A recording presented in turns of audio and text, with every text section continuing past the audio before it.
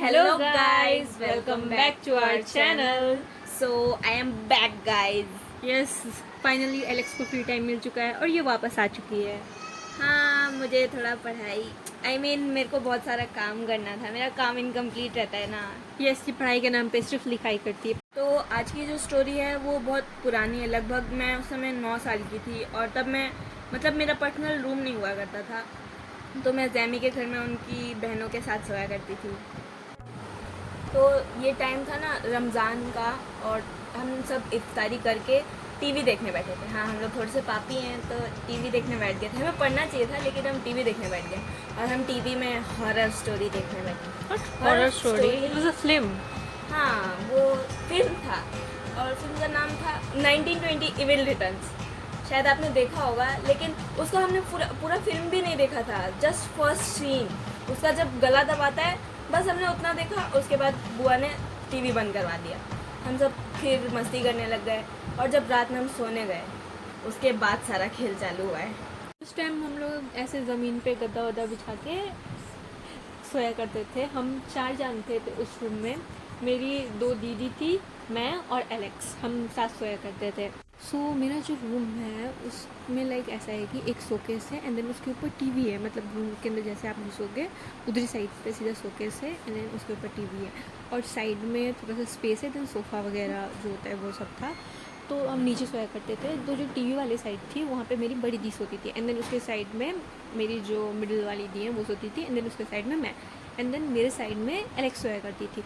Alex जिस side में सोया करती थी हमारा उसी साइड में विंडो पड़ता था और वो जो विंडो से बाहर देखे तो सीधा नॉर्मली लाइक बाहर का व्यू था एंड वहाँ पे ट्रीज़ वगैरह थे और किसी लाइक नेबर का गार्डन लाइक स्पेस था बहुत ज़्यादा एंड वहाँ पे वो लोग ट्री भी उगाया करते थे.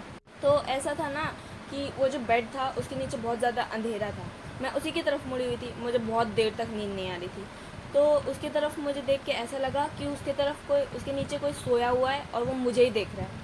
और मैं उसको देख के रोना चालू कर दी और फिर मैं जैमी का आवाज़ देने लग गई और मैं इतना ट्राई कर रही थी कि जैमी को आवाज़ दूँ, उठाने की कोशिश करूँ, बट मेरे मुंह से आवाज़ ही नहीं निकल रही है. मैं रो रही हूँ एंड लास्ट में जैमी ने आवाज़ सुनी. उसके बाद जैमी मेरी तरफ मुड़ी.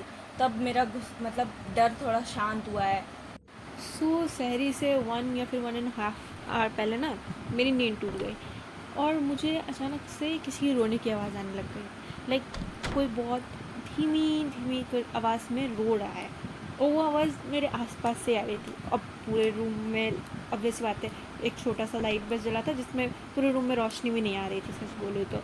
एंड मेरा नज़र सीधा विंडो की तरफ गया क्योंकि मुझे उधरी साइड से रोने की आवाज़ आ रही थी. मैं थोड़ा सा बस आगे झुकी थी. मैंने एलेक्स को देखा.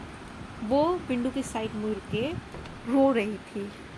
सो मैंने एलेक्स को समझाया, उसे कंसोल किया एंड वो उस टाइम पे बहुत अच्छी थी. तो ऑब्वियस सी बात है यार वो मूवी डरावनी थी.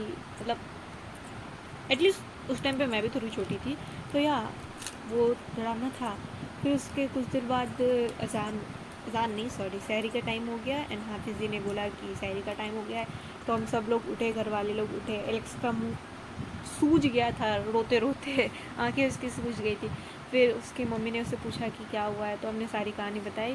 फिर उसकी मम्मी ने बोला कि सोते टाइम आयतुल कुर्सी या फिर जो भी दुआ हुआ आती है वो पढ़ के सोया करो. फिर वही सहरी वहरी करके हम सो गए. जस्ट इमेजिन गाइज, अगर उस बेड के नीचे सच में कोई होता तो मेरा क्या होता. जैमी तो मेरी आवाज़ सुन ही नहीं रही थी क्योंकि वो तो गहरी नींद में थी. मेरा क्या होता, मतलब अगर कोई मुझे सच में वहाँ से उठा के ले जाता तो. आई होप आपको आज की कहानी अच्छी लगी होगी और ऐसी कहानियाँ सुनने के लिए subscribe to the wonders of stories.